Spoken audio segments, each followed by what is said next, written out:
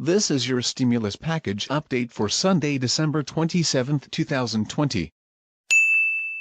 We at Stimulus Review believe that Donald Trump's recent actions will push Congress to act in regards to increased stimulus. Here's what has recently transpired. President Donald Trump stood in the White House's diplomatic reception room, holiday garland and gleaming ornaments draped on the fireplace behind him. He spoke into the camera not to deliver warm Christmas wishes, but to threaten to detonate Congress' $900 billion COVID-19 relief and year-end package. The moment was also a flashback to the start of Trump's political career, when he delivered direct assaults on GOP leadership and the party's establishment. Now Trump appears willing to do that again on his way out of office, potentially sabotaging his party's chances of controlling the Senate as he lashes out in anger at those he believes have not supported his efforts to overturn the election.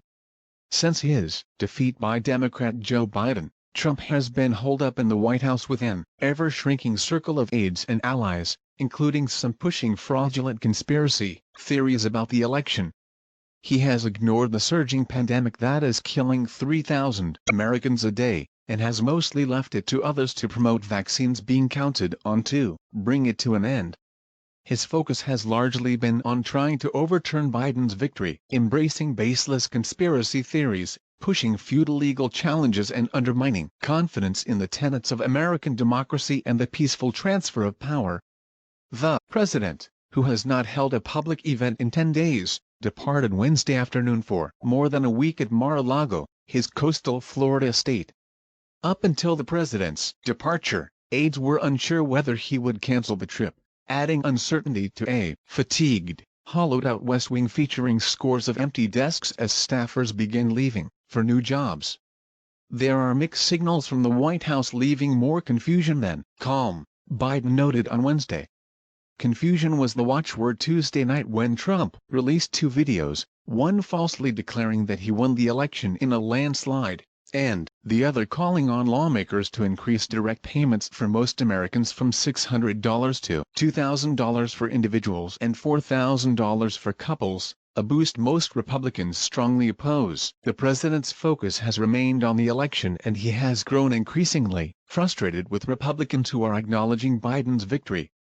He also complained to allies in recent days that Vice President Mike Pence, who has spent 4 years demonstrating his loyalty, was not doing enough to defend him. And he said he was pleased by the departure of Attorney General William Barr, who had not supported his calls for a special counsel to look into election fraud.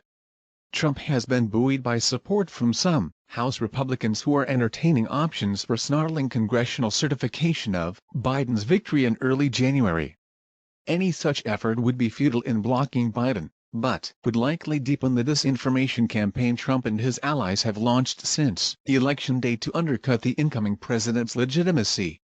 Whether Trump is threatening to hold up the relief bill simply despite Republicans is unclear.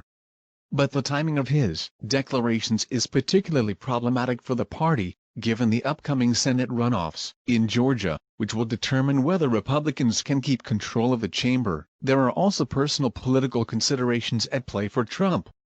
Aides believe that fighting to put more money in the hands of average Americans could boost his popularity and populist credentials for whatever his potential next move might be, including a possible presidential run in 2024. Some of his aides have already begun planning for a post-presidency with Trump in Florida, where the outgoing chief executive is expected to reside after he leaves office.